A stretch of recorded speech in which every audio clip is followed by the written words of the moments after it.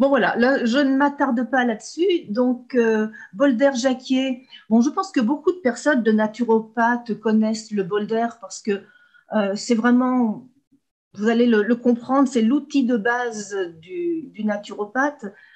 Et donc, on va parler d'oxygénation cellulaire. Alors, petit rappel sur la respiration pour commencer. La respiration nous accompagne tout au long de notre vie de façon automatique, sans qu'on ait à y réfléchir. De notre premier souffle à notre dernier souffle, nous respirons. C'est une action réflexe, mais qui peut, comme on le sait aussi, être dirigée par notre volonté. Donc, c'est une fonction qui est intéressante en ce sens qu'elle est à la fois automatique et à la fois sous la commande de notre volonté. Et par ce biais-là, on va pouvoir améliorer la façon dont on respire. De façon générale, quand on respire, notre respiration, j'ai envie de dire de survie, nous permet d'inhaler à peu près un demi-litre d'air à chaque inspiration. Mais on sait que si on travaille cette respiration, si on va chercher dans notre volume de réserve inspiratoire, si on va chercher dans notre volume de réserve expiratoire, on va pouvoir augmenter cette capacité de plus de 5 fois. Et c'est la même chose quand on est en activité. Donc déjà, savoir respirer, c'est une question importante et les naturopathes le savent puisque les exercices respiratoires font partie du cursus de naturopathie.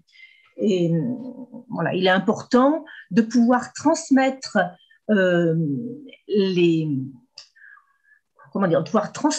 l'intérêt que représente la respiration à ses clients. C'est fondamental parce que la respiration peut être un super pouvoir. Et donc, ce n'est pas de ceci que je vais vous entretenir aujourd'hui, parce que quand on parle de respiration comme super pouvoir, on fait appel à des techniques assez poussées, assez extrêmes, qui n'ont pas forcément leur place en naturopathie, mais qui sont quand même intéressantes à connaître dans certaines situations. Donc, c'était juste pour les évoquer. Alors, pour revenir sur mon schéma de la respiration, on voit donc sur la partie gauche cette respiration qui est naturelle pour tout le monde, quel que soit l'âge. Et on voit au centre donc une autre étape de cette respiration sur laquelle on n'a pas forcément prise, c'est le transport de l'oxygène via le système circulatoire. Et sur la petite animation, on arrive à l'essentiel. Sur l'animation, on voit un capillaire sanguin qui transporte de l'oxygène jusqu'aux cellules. Et regardons bien, l'important, en fait, c'est le passage de cet oxygène à travers la membrane cellulaire pour que la cellule puisse l'utiliser. C'est là que se situe le nœud du problème et c'est là-dessus que le bol d'air va avoir une action significative. C'est à ce niveau-là. Donc, on l'a bien compris, les exercices respiratoires, c'est une chose, c'est de la respiration pure qui fait appel à une mécanique ventilatoire, à notre squelette, à nos muscles respiratoires. L'oxygénation, c'est quelque chose de différent qui se passe au cœur des cellules. Donc, on va faire un petit focus là-dessus, sur cette respiration cellulaire. La respiration interne cellulaire, donc la dernière étape de la respiration, on parle vraiment de respiration cellulaire, consiste pour la cellule à capter à la fois des substances nutritives et à capter l'oxygène pour fournir de l'énergie. Toute cellule a besoin de ces deux éléments, des substances nutritives qui sont stockables, que l'on peut mettre en réserve dans notre organisme. On sait très bien que notre organisme a des capacités de stockage de glucides, de lipides, très bien, mais pas d'oxygène. On est totalement dépendant de l'oxygène que l'on reçoit à chaque inspiration. Ça, c'est capital à comprendre parce que maintenant, alors allons un peu plus loin, au cœur de la cellule, donc ce sont les mitochondries, donc ces petits organites de forme de haricots que l'on voit sur le bas de l'image. Eh bien, au cœur de la cellule, ce sont les mitochondries qui vont participer à ce travail, qui vont effectuer, plus que participer d'ailleurs, qui vont effectuer ce travail de production énergétique à partir essentiellement du glucose. Bon, des acides gras aussi lorsqu'ils sont dégradés, mais le glucose est la source la plus directe, je dirais, de production énergétique. Donc, notre glucose va jouer le rôle de carburant. Et on le sait, comme dans toute combustion, il nous faut un carburant, mais il nous faut aussi un comburant, autrement dit l'oxygène de l'air.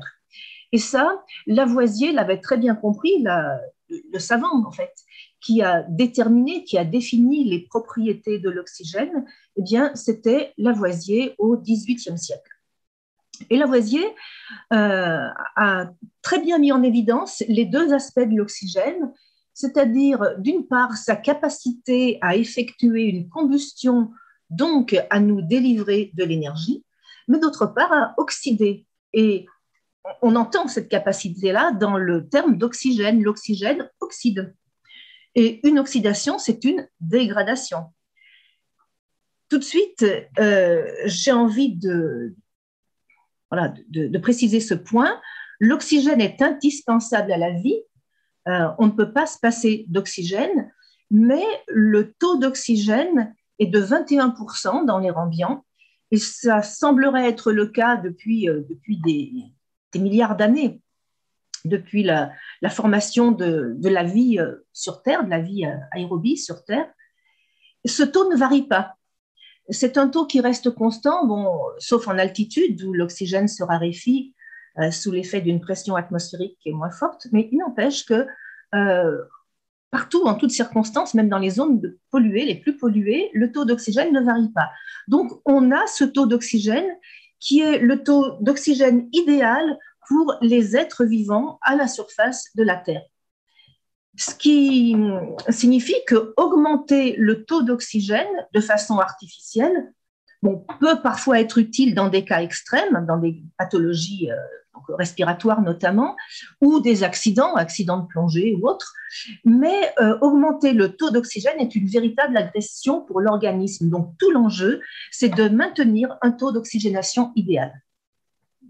Donc ce que l'on voit sur cette diapositive, c'est qu'en présence d'oxygène, une mole de glucose, c'est-à-dire une quantité infime de carburant, le glucose, va nous fournir 36 unités énergétiques sous forme d'adénosine triphosphate, ATP en abrégé, et seulement 2 en son absence, c'est-à-dire qu'en situation anaérobie, on aura 18 fois moins d'oxygène que lorsque notre organisme est correctement oxygéné. Donc ce rapport est important. Alors là, vous avez sous les yeux une simplification extrême du cycle de Krebs. Je pense que vous avez reconnu la simplification, qui n'est pas abusive parce que le cycle de Krebs, c'est vraiment extrêmement compliqué. Même je pense que les étudiants en biochimie s'arrachent un peu les cheveux avec sur cette partie du programme. L'important, c'est de comprendre quand même, je dis, l'introduction et la conclusion. En quelque sorte, il nous faut du glucose pour obtenir de l'énergie, mais s'il n'y a pas d'oxygène, on aura une très mauvaise production énergétique. Il y a un rapport qui est mathématique. On voit 36 pour 2, donc c'est mathématique. On a un rapport mathématique entre la production énergétique et l'oxygène que la cellule est en mesure de capter. Pas l'oxygène qui est autour de nous, certainement il a son importance, mais l'oxygène qui a réussi à passer au niveau intracellulaire. Donc, dans chacune des cellules, 1500 mitochondries. Alors, 1500, c'est un chiffre absolument moyen. Donner le chiffre exact, à mon avis, ça doit être très difficile. Mais en tout cas, le nombre de mitochondries se situe entre plusieurs centaines et puis un peu plus d'un millier de mitochondries. Donc, autant de petites centrales énergétiques qui fournissent à chaque instant de notre vie l'énergie qui nous permet de vivre, à condition que l'oxygène soit arrivé correctement au cœur de la cellule. Or, cette mécanique de respiration cellulaire, c'est une mécanique sensible. Le taux d'oxygène ne varie pas, donc on voit sur cette diapositive 21%, 78% d'azote, c'est vraiment la composition donc la majeure de l'air ambiant, donc qui n'est pas fixé, 1% de gaz rares, qui ont aussi peut-être leur rôle à jouer, qui ne sont pas fixés, et en tout cas une très faible proportion, 0,03 de gaz carbonique, qu'on absorbe en même temps que l'oxygène et qui est aussi nécessaire dans le processus de la respiration. Voilà, je passe là-dessus, c'est du détail technique. En tout cas, retenons que l'oxygène ne manque pas, le taux ne varie pas, mais de nombreux facteurs freinent son assimilation. Les voici. Voici les 4 principales causes d'hypoxie. Alors, quand on est sous-oxygéné, ne serait-ce qu'un temps soit peu, on va parler d'hypoxie. L'hypoxie n'est pas la privation d'oxygène, c'est simplement le fait de ne pas avoir une oxygénation optimale. Et c'est important de comprendre que cette hypoxie, la plupart du temps, passe inaperçue. Bien sûr qu'il y a des personnes qui, souvent, ce sont des personnes malades, donc qui appartiennent à la 4e catégorie, pathologie, vous voyez en bas le pavé en bas à droite. À part ces personnes malades qui souffrent de pathologies respiratoires, la plupart du temps, nous sommes en hypoxie sans le savoir, parce que notre organisme s'habitue. Notre organisme s'habitue à vivre dans des conditions qui ne sont pas parfaites, pollution, stress, vieillissement.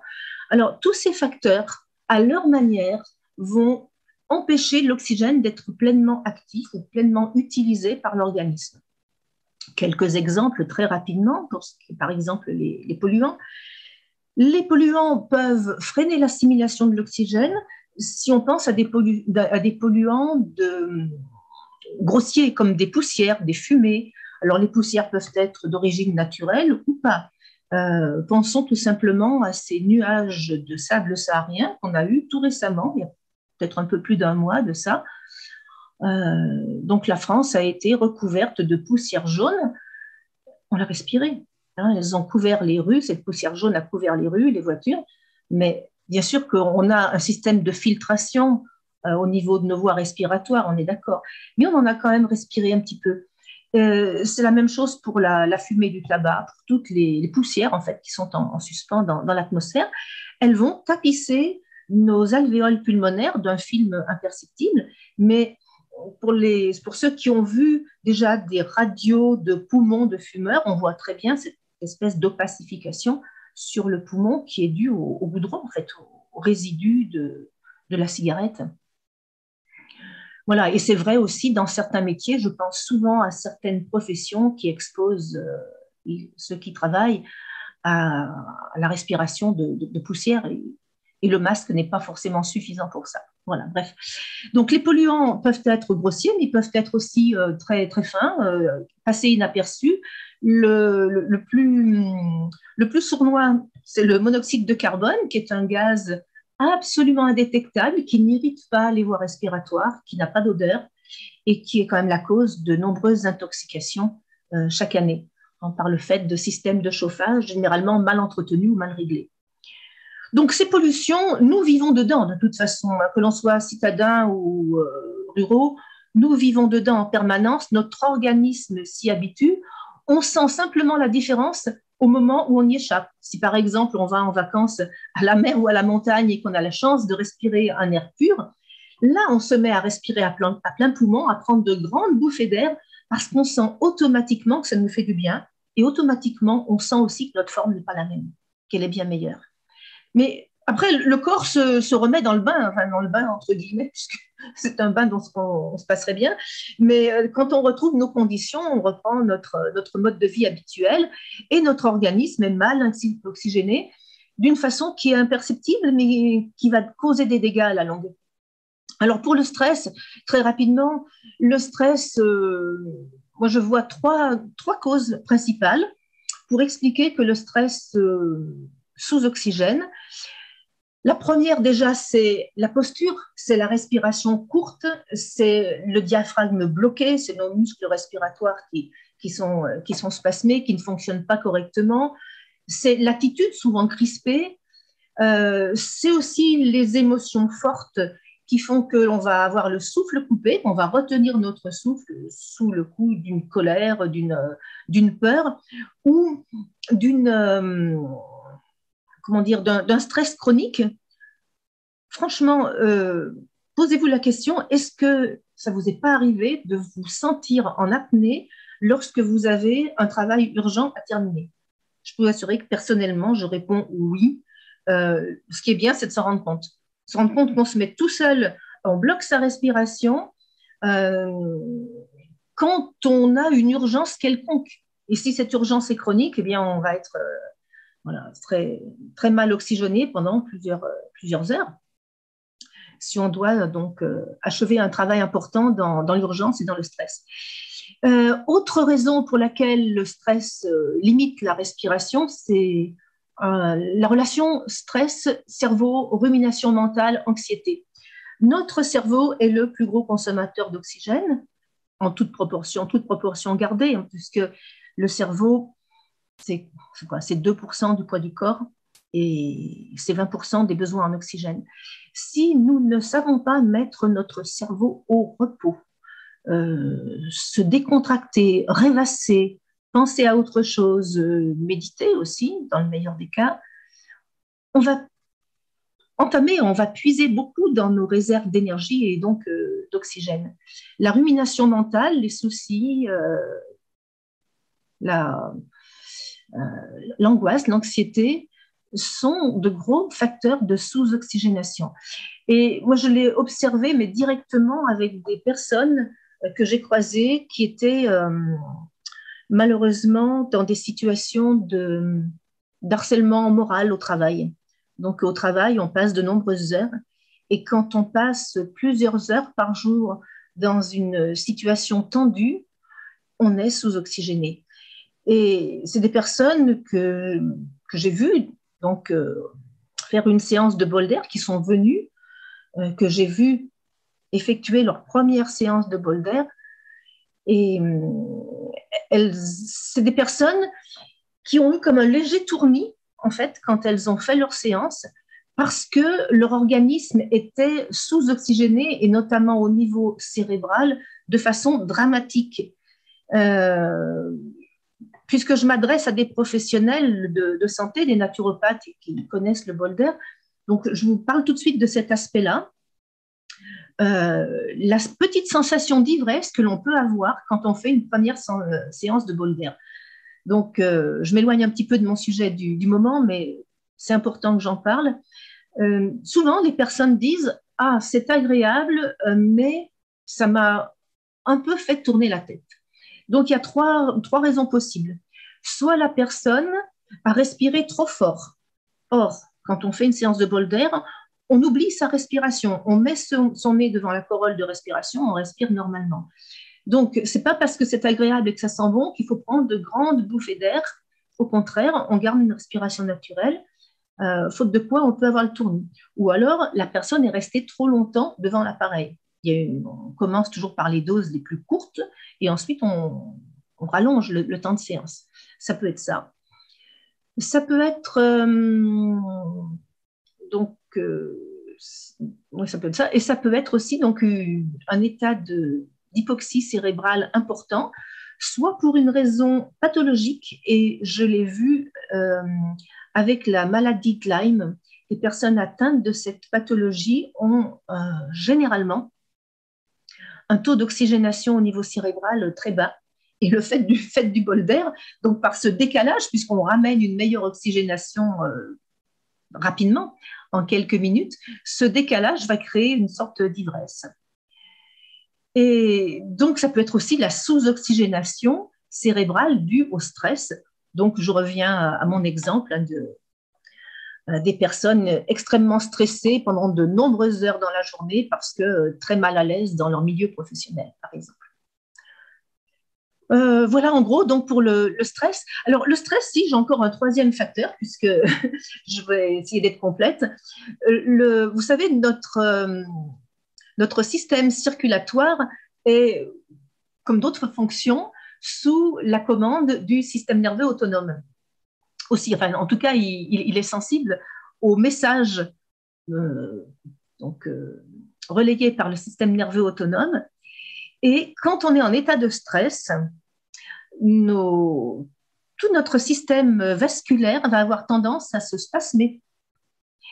Voilà, quand on pâlit sous le coup d'une frayeur, bon, c'est l'exemple le plus extrême, mais quand on est dans un état de stress chronique, notre système vasculaire circulatoire se spasme, mais à contrario, quand on fait une séance de relaxation ou de détente, notre système vasculaire se détend lui aussi.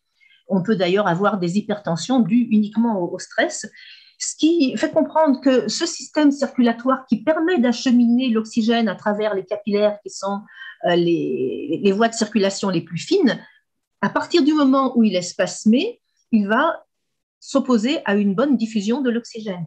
Donc les capillaires ont un diamètre très fin. Cette finesse est utile justement pour le passage de l'oxygène, elle est indispensable. L'oxygène n'est délivré que si les globules rouges sont suffisamment compressés par le capillaire, mais point trop d'en faut. Toujours pareil, on est dans une question de mesure. Voilà, ensuite, bon, pour le stress, trois grands facteurs.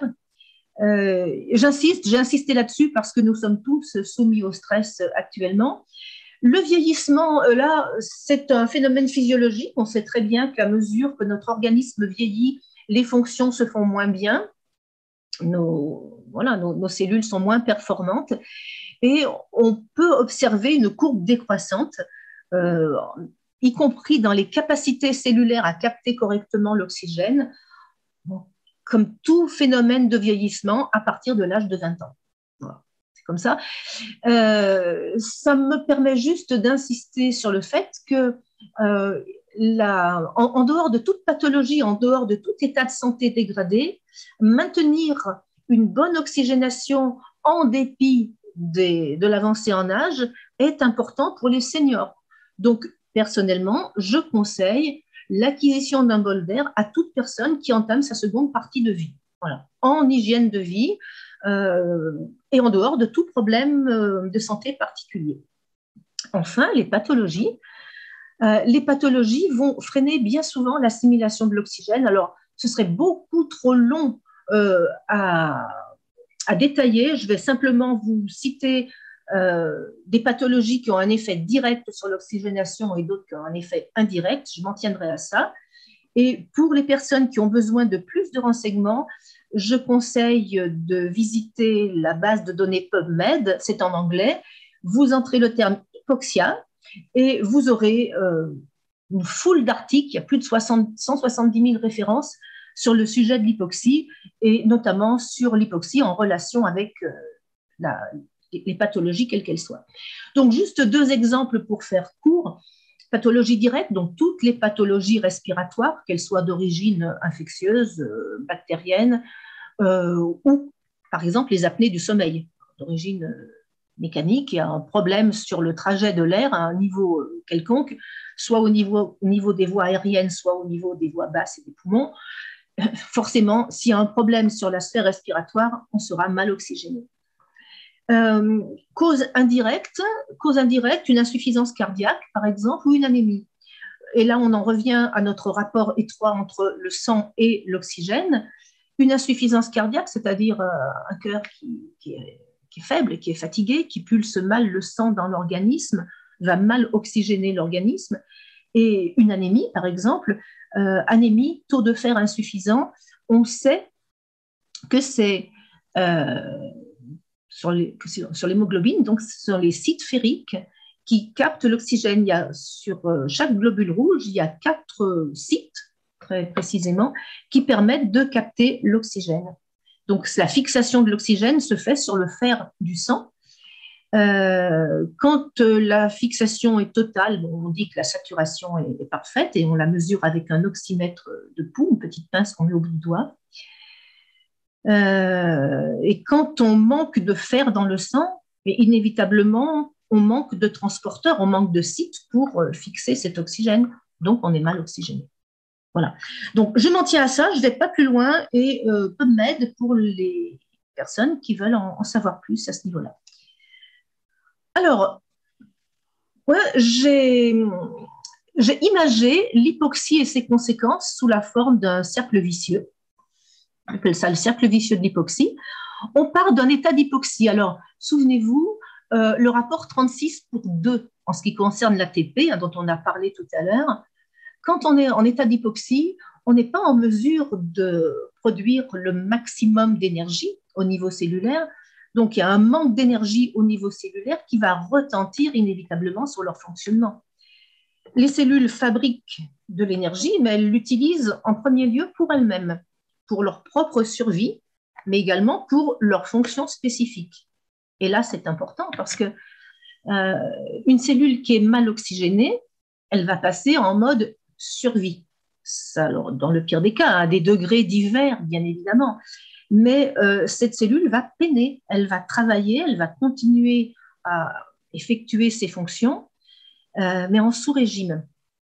Donc déjà, pour elle-même, pour sa propre survie, elle va rencontrer des obstacles qui vont faire que ce renouvellement cellulaire, cette vie de la cellule, puisque rappelons-nous qu'une cellule est un organisme à part entière. Nous sommes des êtres pluricellulaires, ô combien, mais une cellule, c'est une entité vivante à part entière qui assimile, qui élimine, qui se reproduit, qui communique, etc. Et c'est comme ça qu'il faut voir notre organisme. Donc, ces cellules ensuite se rassemblent en organes, les organes font les systèmes, mais il n'empêche que si on n'est pas correct au niveau de l'unité de base, on ne peut pas être correct au plan global. Donc, nos cellules sont à la peine quand elles manquent d'énergie. Donc, il va en résulter un état de fatigue, des dysfonctionnements à différents niveaux qui ne sont pas des pathologies qui n'alarment généralement pas. On ne prête pas attention au fait qu'on récupère moins bien, qu'on est sensible, plus facilement sensible à des infections, à toutes les agressions, je dirais en règle générale, qu'elles soient physiques ou autres. Voilà, on est plus sensible, on est plus vulnérable, on est fatigué. Et surtout, il y a un stress oxydatif majeur en cas d'hypoxie. Et là, on rejoint sur le versant opposé ce que je disais au tout début. L'oxygène, au-delà de 21%, est agressif pour la cellule, crée donc des radicaux libres, mais en insuffisance, on a exactement le même phénomène. On a un stress oxydatif, la cellule souffre et se dégrade d'elle-même, alors du fait de son manque d'énergie, mais du fait également d'une production radicalaire majorée.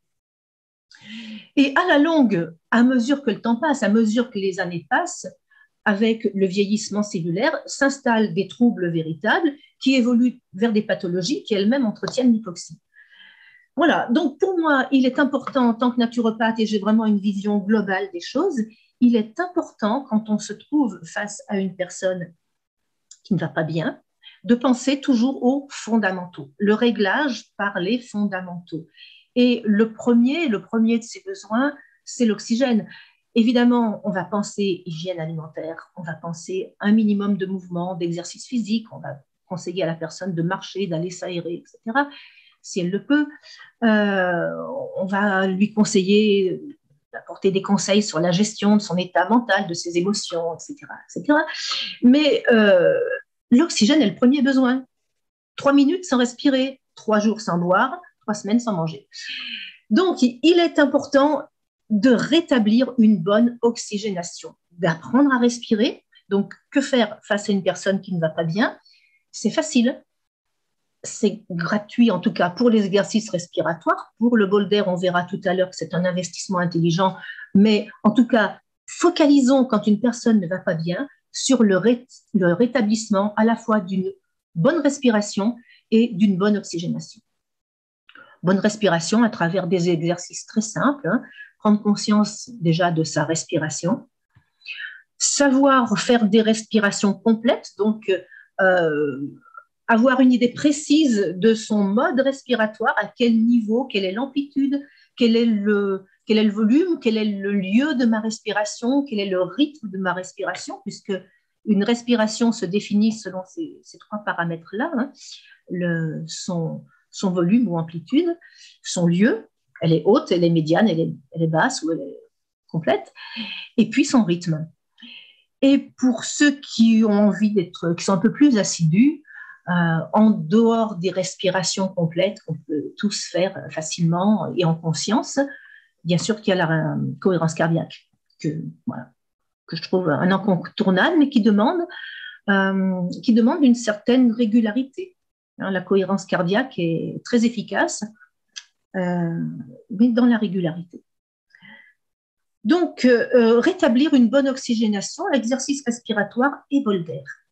Maintenant, je vais vous expliquer en quoi la méthode mise au point par René Jacquier, on a une petite vignette, on voit le visage de M. Jacquier, de René Jacquier en haut, à droite, en quoi cette méthode permet une meilleure oxygénation cellulaire. Donc, sous les yeux, nous avons deux appareils, un modèle aéro, un modèle tonique. Ce sont deux bols d'air, l'un et l'autre. Le tonique répond, enfin, comment dire, c'est une technologie plus ancienne. Holist, qui fabrique les bols d'air, a fondé, enfin, la fondatrice a créé l'entreprise en 1988, voilà, c'est ça, 88. Et donc, les tout premiers appareils, ceux qui avaient été conçus par René Jacquier, étaient assez complexes et limite dangereux d'utilisation, puisqu'ils utilisaient des bonbonnes d'hydrogène comme source d'énergie. Et Holist, en accord avec René Jacquier, justement, c'est une société qui s'est donnée pour objectif de reprendre la méthode, l'invention, la conception de René Jacquier. On va voir tout à l'heure dans le détail quel est ce concept, sur quoi ça repose. Je vais vous le détailler juste après. Mais Holist donc a repris l'idée de base en l'améliorant au plan technologique pour que les appareils puissent fonctionner sur le courant électrique et être parfaitement sûrs. Parce que voilà, ces respirations à proximité d'une bonbonne d'hydrogène avec une flamme type genre flamme de chalumeau, c'était pas très rassurant et en tout cas très difficile à diffuser. C'était des appareils très complexes, en plus très délicats d'utilisation, avec des sortes de manomètres à régler de façon très fine pour avoir la bonne oxygénation. Donc, passons là-dessus. Vous avez deux appareils. Donc, le modèle tonique correspond à la technologie des départs, donc des années, on va dire des années 90. On a, bien entendu, vous voyez au centre, à chaque fois, nous avons un extrait de résine de pin. On va en parler tout à l'heure. Un extrait de résine de pin qui alimente les flacons de l'appareil. Donc, que ce soit le flacon de l'aéro de gauche, qui a une forme cylindrique, comme une petite cuve cylindrique, que ce soit les flacons sous forme de petits ballons de l'appareil tonique. Donc, je précise, un seul flacon contient de l'eau résine. Sur les appareils toniques, il y a deux flacons. Celui de droite sert juste de récupérateur des molécules non utilisées. Et celui de gauche, c'est celui qui contient le principe actif, donc l'extrait de résine. Voilà donc les deux modèles. Modèle tonique, technologie des origines, années 90. Modèle aéro, une technologie plus poussée. Bon, là, je répondrai à toutes vos questions, si vous voulez, en fin de présentation. Une technologie plus poussée. Vous voyez sur la partie basse, grise, vous voyez un écran tactile avec toutes sortes de touches, de fonctions. Il est un peu plus sophistiqué, plus puissant, va plus vite avec. Nos séances sont plus courtes. Plus silencieux, enfin voilà, toutes sortes d'avantages que je me ferai un plaisir de vous détailler. Toujours est-il que, retenons pour l'instant que la méthode mise au point par René Jacquier est une méthode sans équivalent. Il ne s'agit pas d'un diffuseur d'arômes de plus, pas du tout. Ce n'est pas un appareil d'oxygénation non plus, puisqu'il n'y a aucune concentration d'oxygène, il n'y a pas de bonbonne d'oxygène cachée dans l'appareil. Ce n'est pas un aérosol, ce n'est pas un ioniseur non plus. C'est un appareil qui n'a pas d'équivalent, une méthode tout à fait singulière, qui va favoriser la biodisponibilité de l'oxygène de façon physiologique au sein de l'organisme. Donc la biodisponibilité de l'oxygène qui se trouve autour de nous, dans l'air ambiant, pas plus que ça. Donc toujours nos 21% d'oxygène. Voilà, à tout seigneur, tout honneur, la découverte de la méthode et René Jacquier. C'était un personnage, bon, je pourrais parler longtemps de René Jacquier, que j'ai eu quand même la chance de croiser, assez peu, mais au moins quelques fois. C'est quelqu'un de très... un esprit assez enfin, surprenant pour un chercheur, pour un chimiste. C'est quelqu'un qui alliait dans sa façon de voir les choses toute la rigueur du scientifique, bien évidemment, avec la curiosité, j'ai presque envie de dire l'émerveillement de l'enfant ou du poète. Alors, c'est peut-être moi qui suis un peu poète en ce moment-là, mais pour ceux qui l'ont côtoyé, c'est ça, en tout cas. Comme beaucoup de chercheurs, le fait de trouver vient d'une interrogation justement sur les mystères de la vie et sur le merveilleux de la vie. Et c'était le cas de René Jacquier. Donc, cet homme a travaillé au profit de grands groupes industriels de la région lyonnaise et il était passionné, à côté de ça, par le vivant. Donc, il a travaillé pour la chimie minérale essentiellement, mais c'était aussi un passionné de biochimie qui a beaucoup travaillé en début de carrière en tout cas, sur les moyens les plus naturels, sur les paramètres idéaux, voilà, de la santé optimale. Et pour lui, il est apparu évident que l'oxygène, une bonne oxygénation cellulaire, était l'élément fondamental d'un état de santé optimal. Donc, il a travaillé là-dessus. Alors, je vous passe le détail parce que ce serait vraiment trop long, ça relève de l'anecdote. Il est possible de faire l'acquisition d'un petit livre qui s'appelle Respirer la santé, qui a été écrit par une naturopathe que vous connaissez peut-être, qui est Laurence Salomon. Donc, Laurence Salomon a simplifié la pensée de René Jacquier, elle l'a rendue plus accessible. Sinon, René Jacquier lui-même a écrit De l'atome à la vie, très intéressant, ce qui permet aussi de comprendre son état d'esprit. Donc, dans De l'atome à la vie, il n'est pas question que du bol d'air, il est question de toute sa conception de la science et de la vie en général. Mais bien sûr qu'il parle du bol d'air également. Donc, je conseille en tout cas la lecture du livre Respirer la santé de Laurence Salomon, parce qu'il permet vraiment de comprendre en fait toute la genèse de l'histoire. Et dans cet ouvrage, on a aussi des exemples précis, des témoignages de particuliers, de professionnels ayant utilisé le bol d'air. Donc, René Jacquier avait compris que les végétaux diffusent des milliards de molécules aromatiques qui sont réactives et qui ont des capacités oxygénantes. Alors, d'où est-il parti? Il est parti des constats de son époque. Alors moi, je n'ai pas résisté au plaisir de vous mettre sous les yeux ces vieilles photos d'archives où on voit les sanatoriums. Aujourd'hui, on parle de sylvothérapie, on parle des bains de forêt. Ça a d'ailleurs été très bien documenté par un chercheur japonais. Une méthode qui est très en vogue au Japon, les bains de forêt, validée d'ailleurs par les universités, la recherche japonaise. Donc, c'est intéressant, mais nous avions déjà des bains de forêt depuis bien longtemps. On a pu profiter de ces cures d'air et de soleil dans les établissements qu'on appelait des sanatoriums ou des aériums. On voit donc des personnes sur des balcons, sur des galeries ou dans la nature, prenant des bains d'air et de soleil. C'était des préconisations qui s'adressaient essentiellement à des malades, notamment de tuberculose. Quand René Jacquier a mis au point sa méthode, 1947, il y avait encore de très nombreux cas de tuberculose et des décès par la tuberculose. Et les convalescents, les malades, allaient récupérer, retrouver la santé et se débarrasser des derniers miasmes dans les sanatoriums, qui étaient ces établissements qui présentaient tous une caractéristique identique, c'est-à-dire d'être situés généralement en moyenne montagne, là où l'air est pur, là où on a une couverture végétale de résineux importante, parce qu'en montagne, à un moment donné, il n'y a plus rien, il n'y a plus que les prairies d'alpage.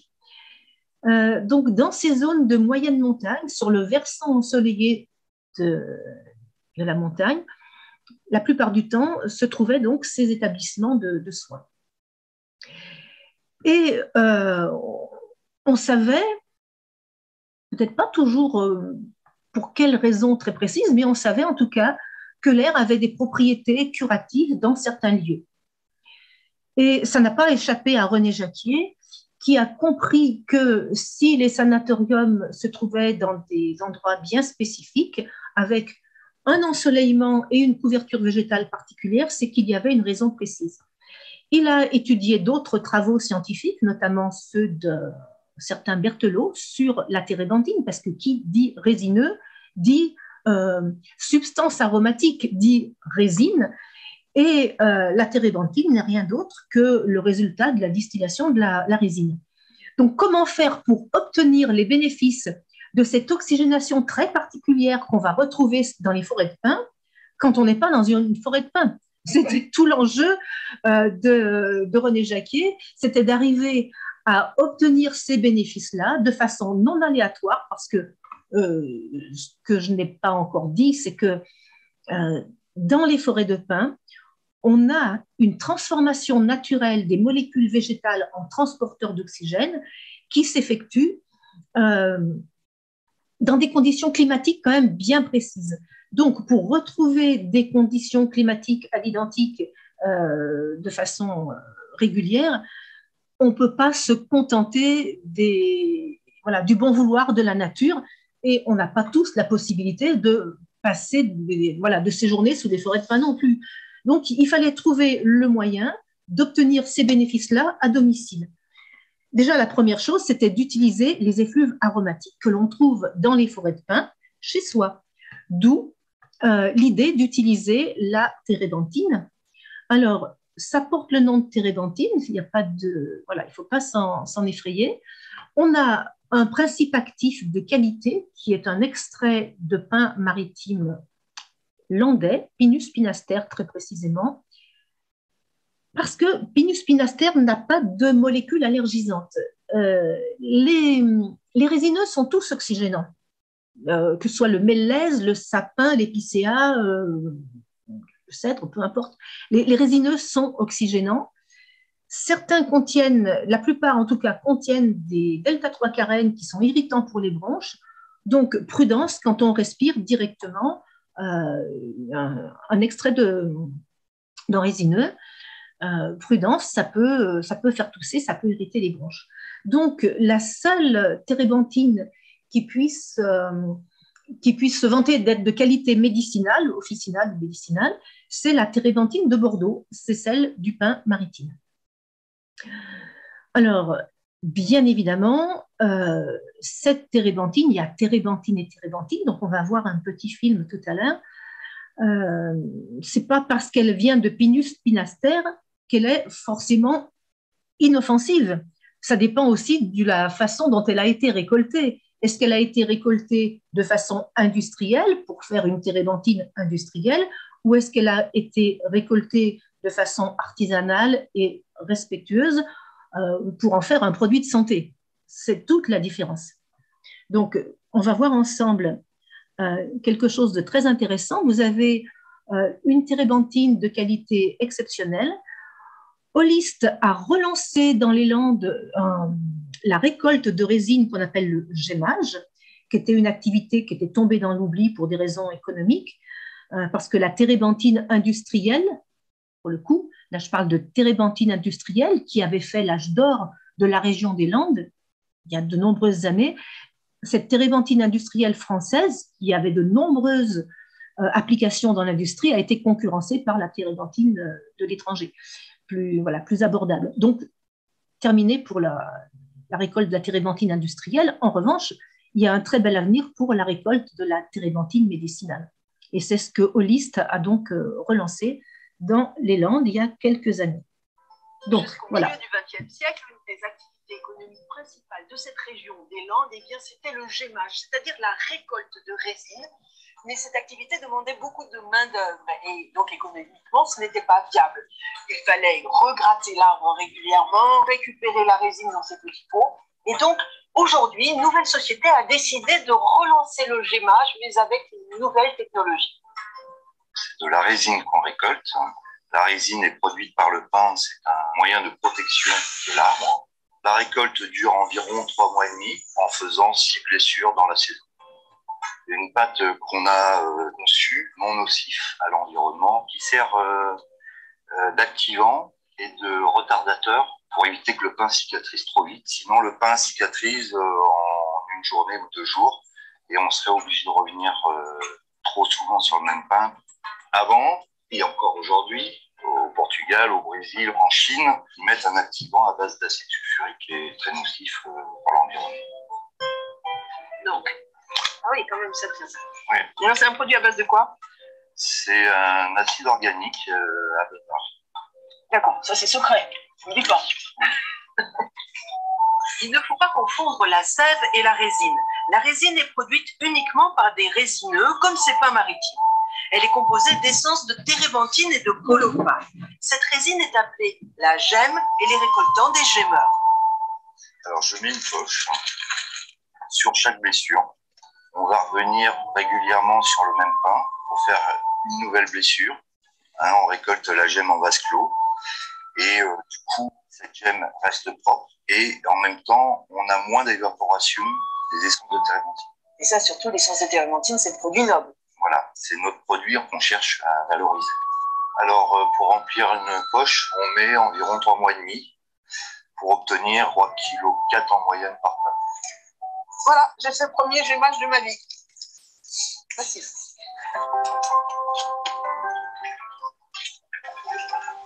Une fois que la résine est récoltée, elle part en distillerie. Et elle nous revient sous la forme de colophane, 70% de colophane. Ça, c'est de l'ambre. Mais enfin, plutôt, ce sera de l'ambre dans quelques dizaines de milliers d'années. La colophane, elle peut servir dans l'industrie, pour des cols, des résines, des peintures, en cosmétique, pour faire, par exemple, de la cire à épiler. Et puis, de la térébenthine, qui est un produit noble dont on a besoin dans le secteur de l'aromathérapie et de l'industrie pharmaceutique.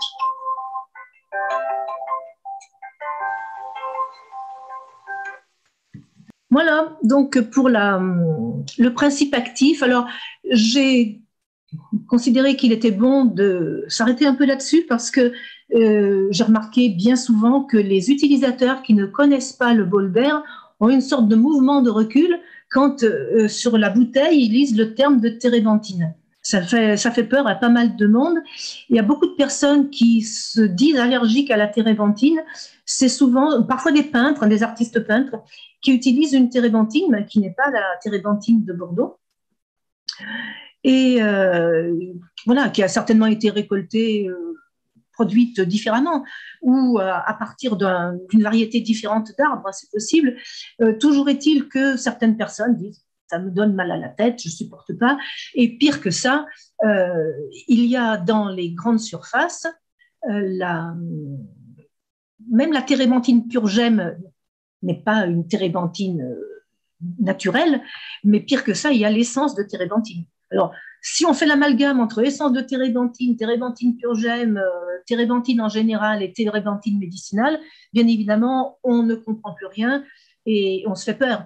Donc, il faut bien distinguer la térébenthine médicinale des autres formes de térébenthine. Alors, le principe de fonctionnement, c'est important de comprendre comment fonctionne un bol d'air. Là, vous avez de dos, c'est plus facile quand on tourne l'appareil aéro pour comprendre que l'air est filtré. Donc, le petit cercle métallique que l'on voit ici, c'est le capot qui cache le filtre à poussière. Donc, quand on met en route un appareil bol d'air, que ce soit un tonique ou un aéro, il y a une petite turbine qui va capter l'air de la pièce, celui de l'endroit où on se trouve, et qui va faire rentrer l'air dans l'appareil pour qu'il arrive au niveau du flacon où se trouve le liquide. Le fait de mettre de l'air dans un liquide crée un barbotage, un brassage, et ce brassage, qu'on appelle barbotage, va permettre aux éléments les plus volatiles, les plus légers, qui sont contenus dans cet extrait de résine, de s'isoler, donc de se dégager. Ce sont des alpha et bêta-pinènes. Ce sont les molécules voilà, les plus légères, les plus volatiles. Ce sont celles que nous respirons. Et ces alpha et bêta-pinènes vont être transformées par la technologie particulière mise au point par René Jacquier, il y a une véritable transformation, donc transformée par peroxydation pour créer une nouvelle molécule. Et c'est en ce sens qu'un appareil Bolder est totalement différent d'un appareil, par exemple, d'un diffuseur d'arômes, parce que, regardons cette image, la peroxydation transforme complètement la molécule. Sur la gauche, nous avons une molécule, un alpha-pinène, en l'occurrence, tel qu'il est à l'état d'origine.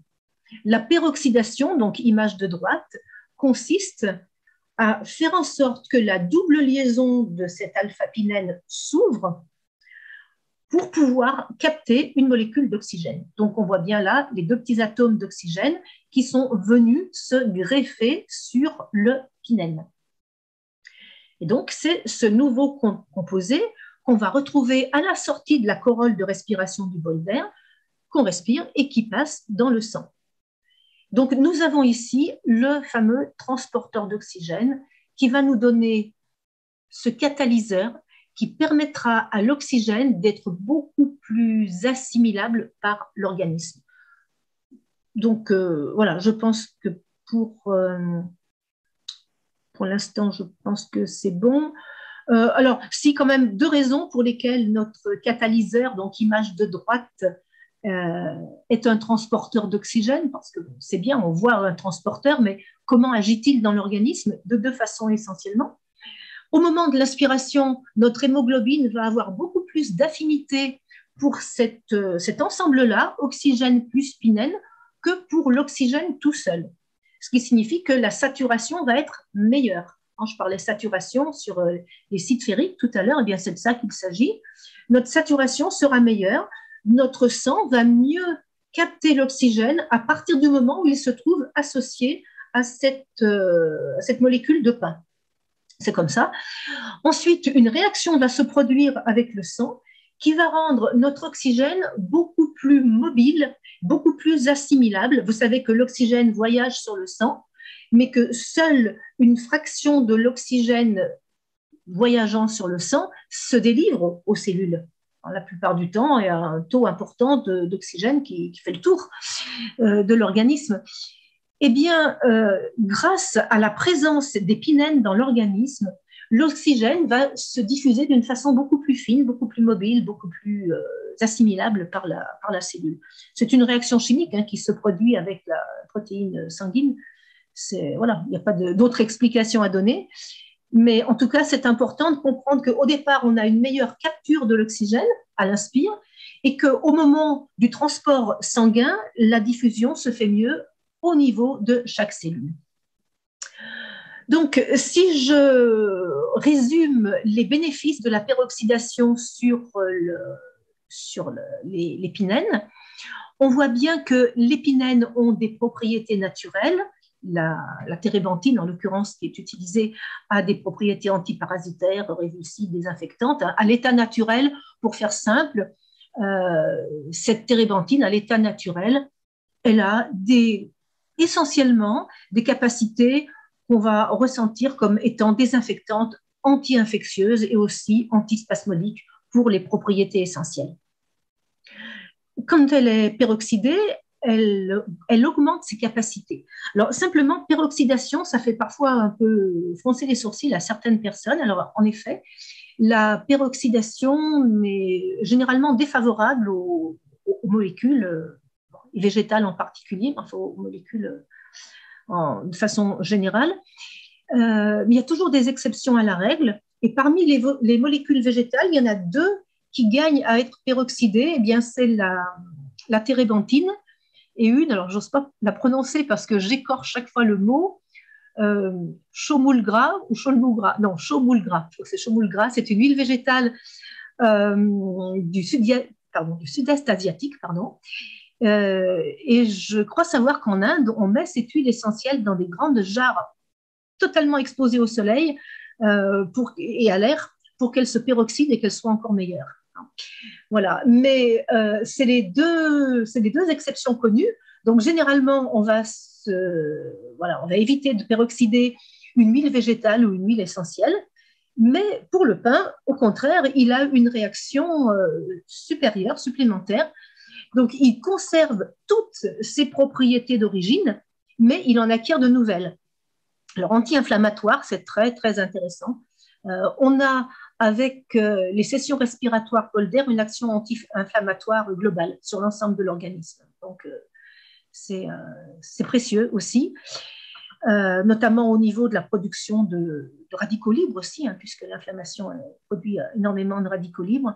Et donc, voilà, c'est intéressant déjà de pouvoir lutter contre les états inflammatoires par les respirations d'huile essentielle, donc des sessions Bolder. Un côté antioxydant sur lequel je reviendrai peut-être tout à l'heure, mais c'est important et assez incroyable de comprendre qu'on a avec cette méthode-là une méthode oxygénante mais non oxydante, au contraire, elle nous préserve contre le stress oxydatif. Et puis, bien sûr, on voit en gros les propriétés tout à fait spécifiques de cette huile essentielle de térébenthine peroxydée, c'est d'augmenter la saturation en oxygène, je viens de vous le dire tout à l'heure, et d'augmenter sa diffusion tissulaire. Voilà, donc c'est très intéressant de voir ces deux aspects-là, une peroxydation qui est bénéfique à cette huile essentielle. Petit exemple pour voir concrètement, alors c'était fait par une étude qui a été faite avec un microscope spécifique, un microscope à fond noir, tel qu'on peut l'utiliser aussi quand on fait des études en bioélectronique de Vincent.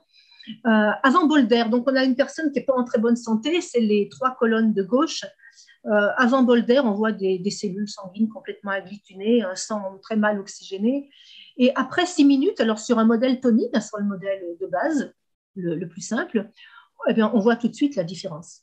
Alors, attention, c'est pas miraculeux, c'est-à-dire que ce bénéfice-là, si on ne l'a qu'une fois, ben, c'est bien, mais enfin, on n'a rien fait. Ce qui est intéressant, c'est la régularité, c'est de renouveler ces bénéfices pour modifier notre état intérieur, pour agir sur le terrain, puisque la grande particularité du Bolder, c'est d'être un appareil de terrain. Agir sur le terrain par une utilisation régulière. Alors, quelques actions positives du Bolder qui ont été étudiées scientifiquement. Je ne sais pas quelle heure il est, je vais quand même jeter un coup d'œil. Il est 10h30. Oui, donc il est temps de se dépêcher. Il est temps de faire vite. Quelques actions positives du Bolder. Résistance vis-à-vis des radicaux libres. Alors, je renvoie à la thèse de Béatrice Mercier, parce que quand même, ça a été l'essentiel de son travail, c'est de démontrer les capacités oxygénantes et non oxydantes du Bolder.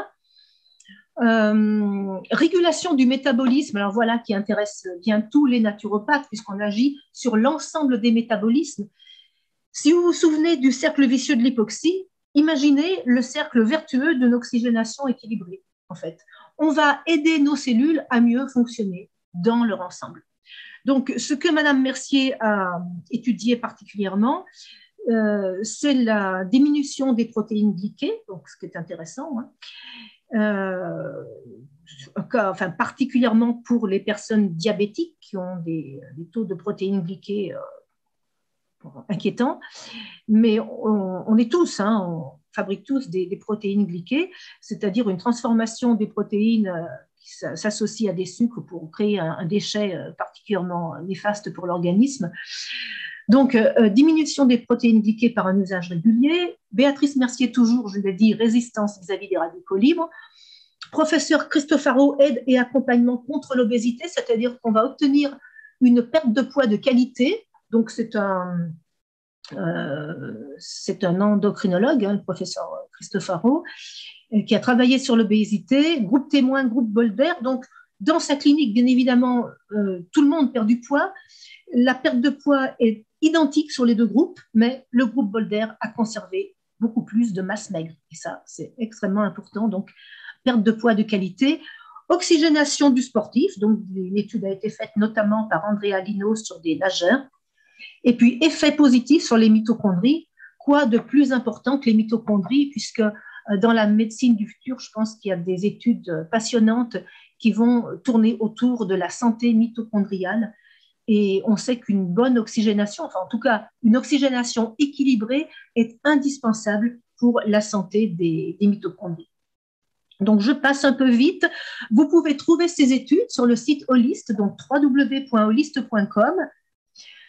rubrique la solution Boulder, onglet la solution Boulder, travaux scientifiques, et vous trouverez le détail de ces études. De façon plus pratique, les appareils. Il existe deux types d'appareils, pas vraiment trois, mais quoique. Le tonique, donc je pars du tonique avec sa technologie d'origine. C'est une technologie qui utilise une résistance électrique et un arc électrique. Le secret de l'histoire, pourquoi la double liaison s'ouvre, comme sous l'effet de la chaleur à l'état naturel, de la charge électrique de l'air. Je vous parlais des conditions climatiques bien précises qui font que dans les forêts de pins, on a une peroxydation naturelle, mais dans des conditions très définies et parfois extrêmement éphémères. Eh bien, dans le tonique, on a cette action d'ouverture de la double liaison grâce à une source de chaleur, la résistance, et un choc électrique, l'arc. Ça produit de la chaleur, ça fait un peu de bruit. C'est une technologie plus ancienne et quand on respire devant l'appareil tonique, eh bien, on ressent une légère tiédeur de l'air, parfois même un peu plus que tiède.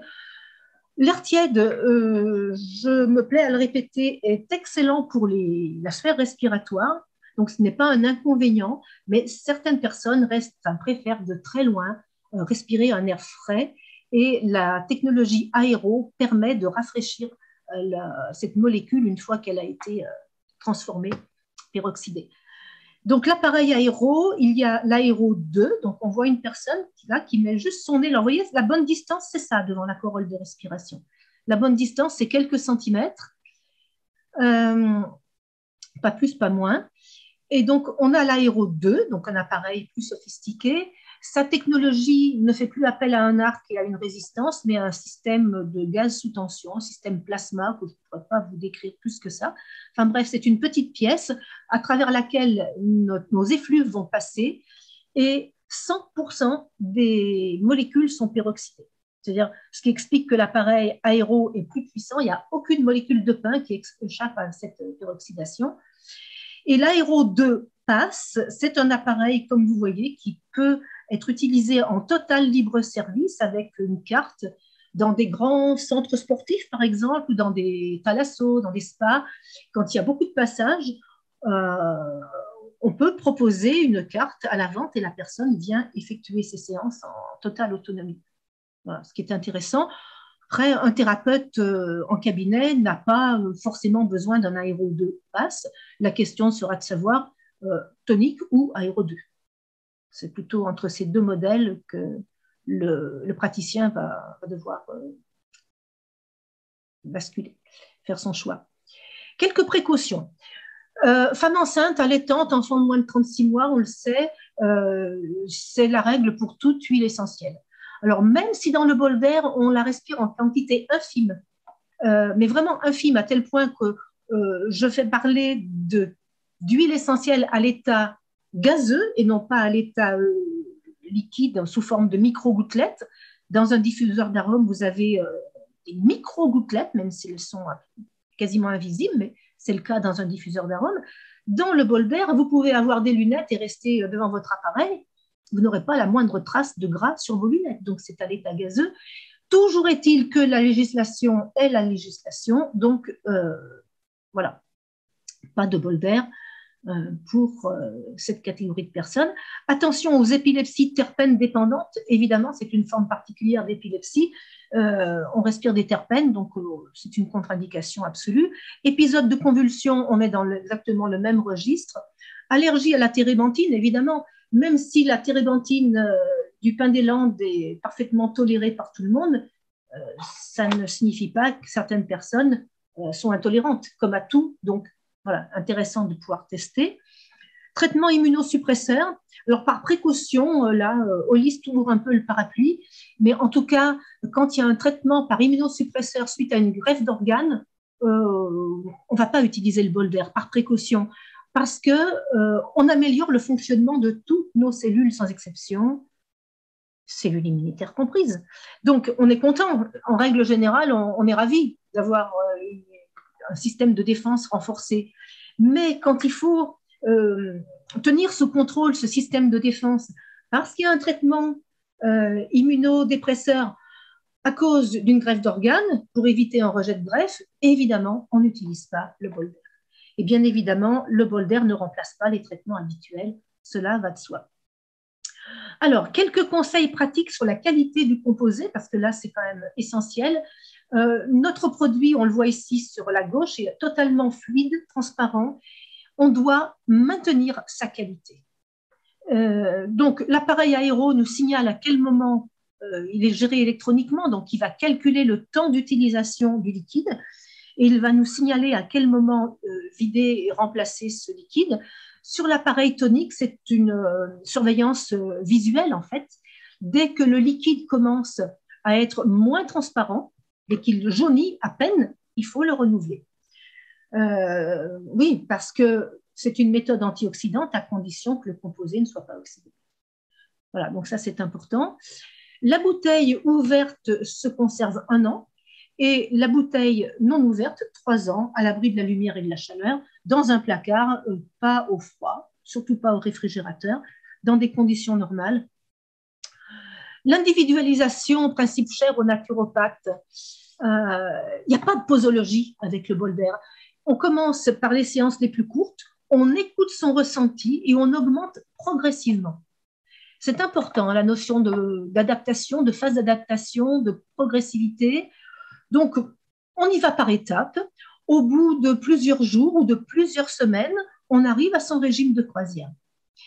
On est donc particulièrement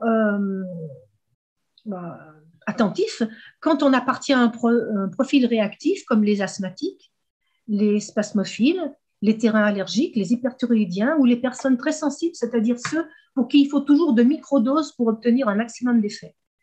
Donc, dans ces cas-là, on y va très doucement au départ et bien évidemment, il y aura des bénéfices. Ce ne sont pas des exclusions du tout, au contraire, mais à condition d'écouter encore plus son ressenti.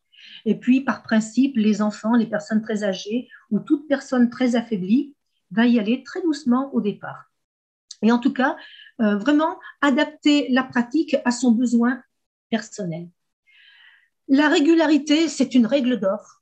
Elle est essentielle.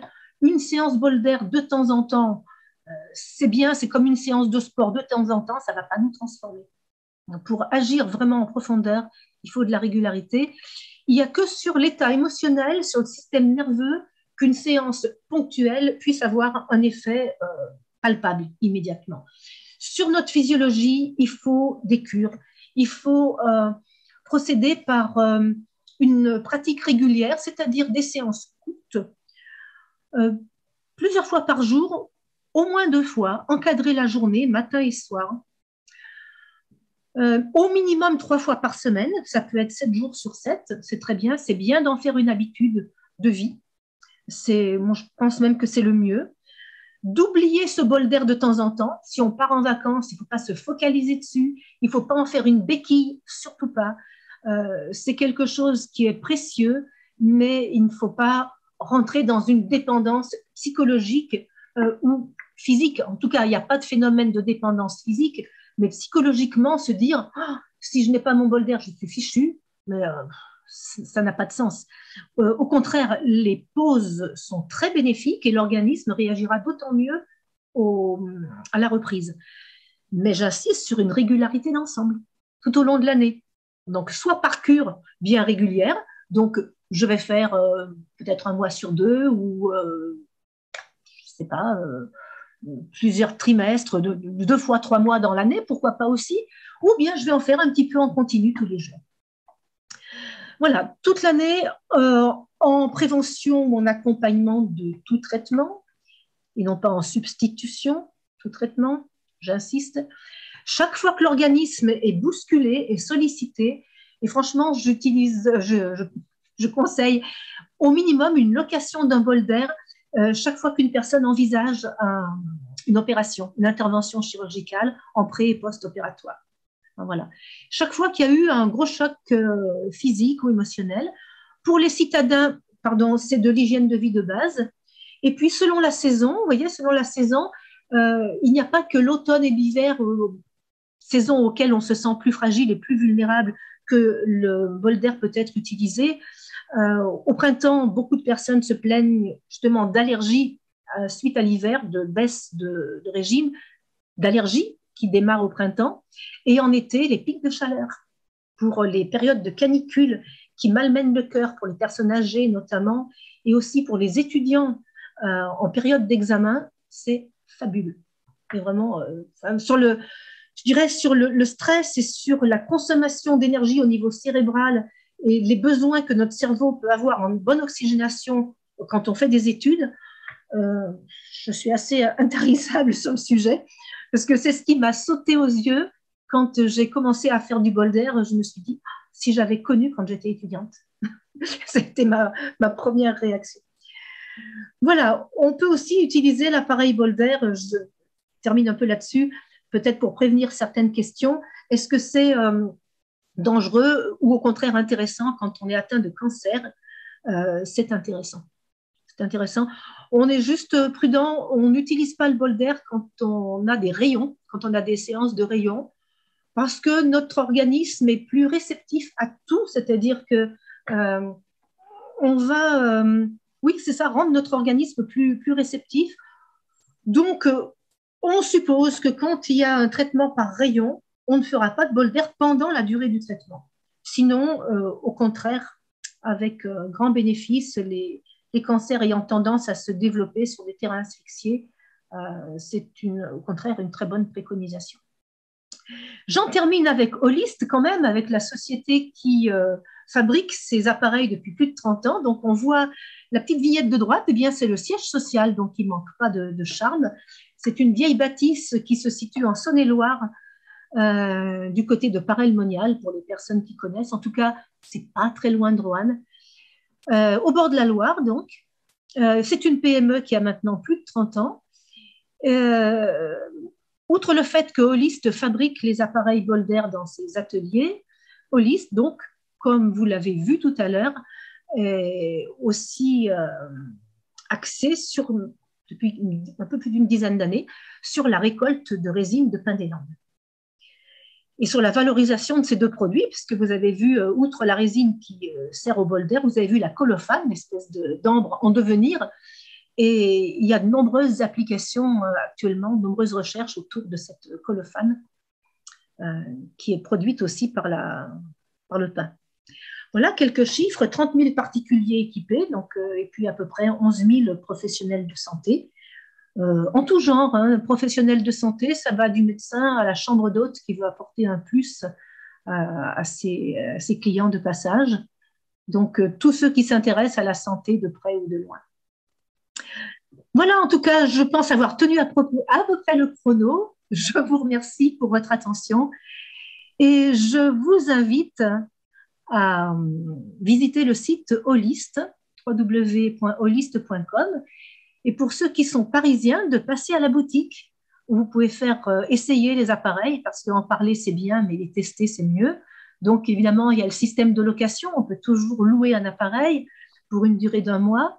Mais si on veut faire juste une petite séance et voir de quoi il s'agit, la boutique Holist, dans le 4e arrondissement, peut vous recevoir, donc du mardi au samedi.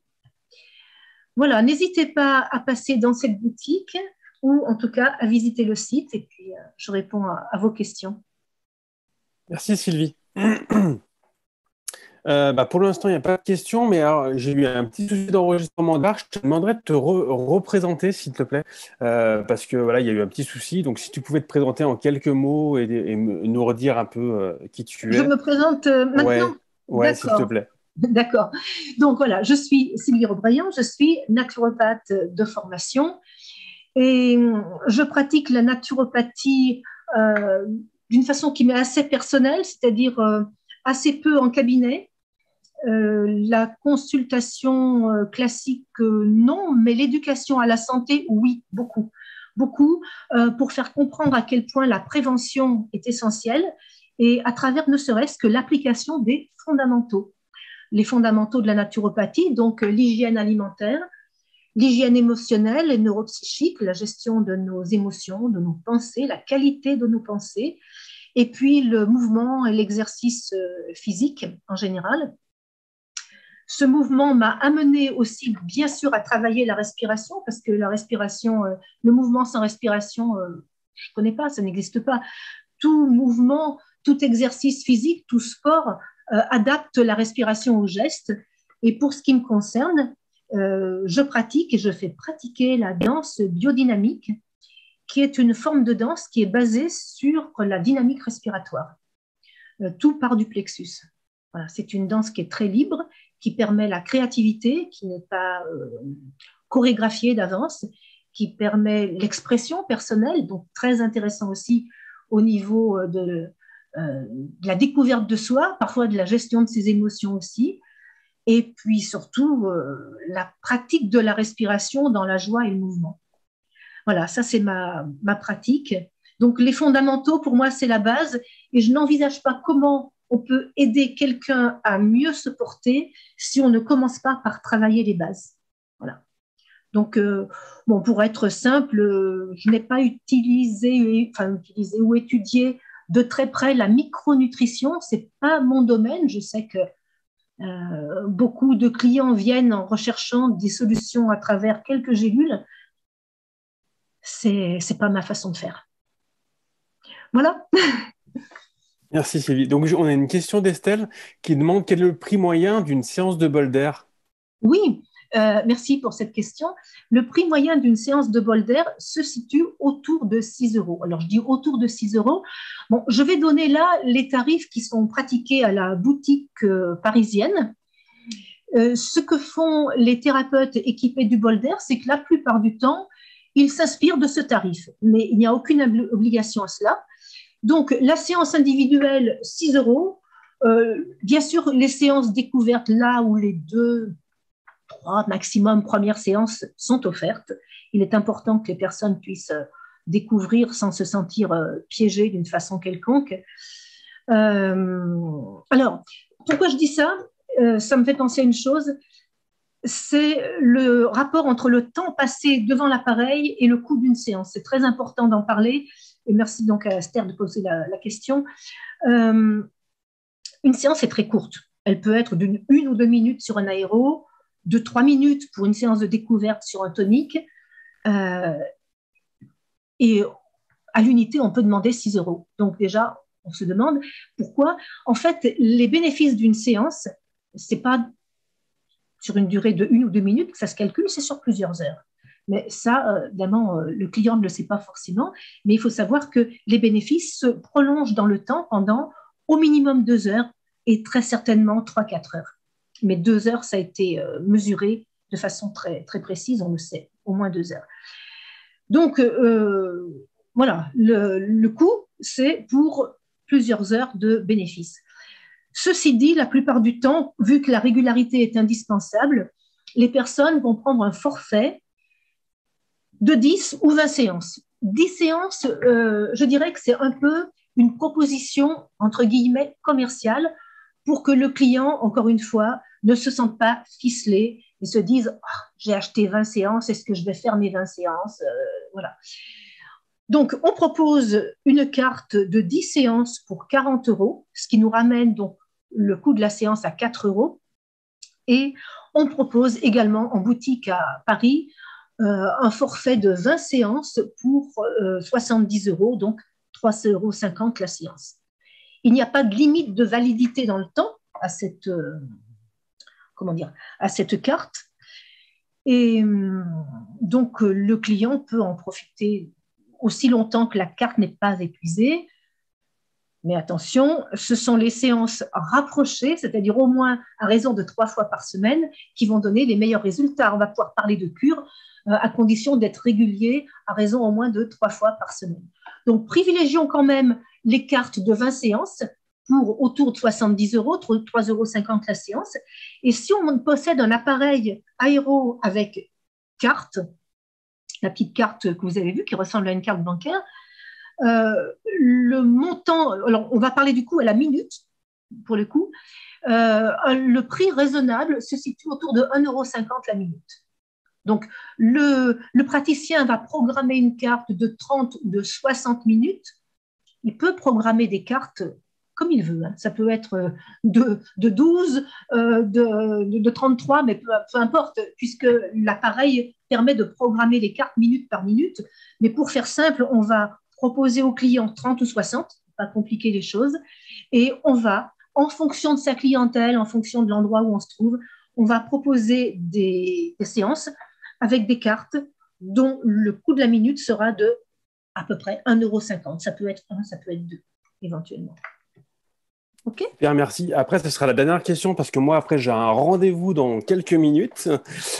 Du coup, il y a Muriel qui demande si les niveaux des contre-indications, si c'était juste les personnes ayant un traitement médicamenteux sous immunosuppresseur ou cela concerne que les greffes d'organes. C'est une très bonne question. Et voilà. Alors, bon, on est entre nous, hein? Oui. On est entre nous. Donc, c'est une précaution à observer absolument pour les greffes d'organes, parce qu'on ne va pas prendre ce risque. Pour les traitements par immunosuppresseurs, franchement, on peut. Alors, pourquoi je dis ça? Parce qu'on a actuellement beaucoup de pathologies auto-immunes, de maladies auto-immunes, qui sont traitées comme ça par la médecine classique. Donc, on n'a pas trop de solutions vis-à-vis des maladies auto-immunes. Et donc, la tendance actuelle, c'est de mettre la personne le malade sous immunosuppresseur pour, je pense, améliorer son confort, hein, ne pas traiter le problème. Je ne pense pas que ce soit une question curative, mais simplement améliorer le confort.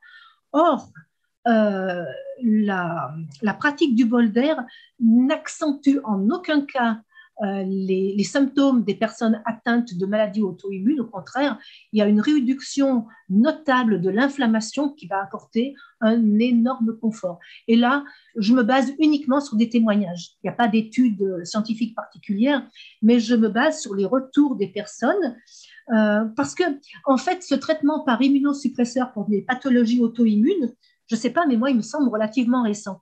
En tout cas, quand j'ai démarré chez Olis, il y a une quinzaine d'années, je n'en ai pas entendu parler. Et au contraire, les personnes qui avaient des pathologies auto-immunes, quand elles connaissaient le bol d'air, se tournaient volontiers vers le bol d'air. Voilà. Donc, je suis nuancée là-dessus. Il y a la réponse officielle et la réponse officieuse. Si le thérapeute est en confiance avec son client, pourquoi pas? Pourquoi pas? Mais après, c'est comme pour tout le reste, hein. Je pense que là, je vais surprendre personne. Tous les thérapeutes sont confrontés à cette situation-là. Qu'est-ce que je fais avec mon client? Est-ce que je lui propose tout mon arsenal ou est-ce que je reste très prudent en me protégeant? Super, je te remercie. Il n'y a plus d'autres questions. Donc du coup, on te retrouvera pour le congrès, pour le congrès du mois de juin, à la fin du mois, pour une intervention. Et puis, merci d'avoir pris du temps de nous poser des questions. Les gens peuvent, bien sûr, est-ce que tu veux on peut laisser tes coordonnées sous la discussion? Pourquoi pas? Pour les gens, s'ils veulent te poser des questions directement? Oui, par mail. Moi, je préfère, c'est le mail que je préfère. Et je te laisse me donner ton mail, s'il te plaît, comme ça je le mets directement dans la discussion. Pardon, oui. Alors, Sylvie, SYLVIE, .Rebrayant, donc mon nom doit apparaître sur la première diapositive, mais je le répète, REBREYEND, @gmail.com. Et ça marche. Comme avec ça, je le mets. Avec plaisir pour les questions. Hop là. Et super. Parce que parfois, on n'a pas toujours les questions en tête dans l'immédiat, ça vient par la suite, donc je comprends très bien. Je remercie tous les participants. Je te remercie, Frédéric. Et puis, je te dis à très bientôt. À bientôt. À très bientôt. Merci.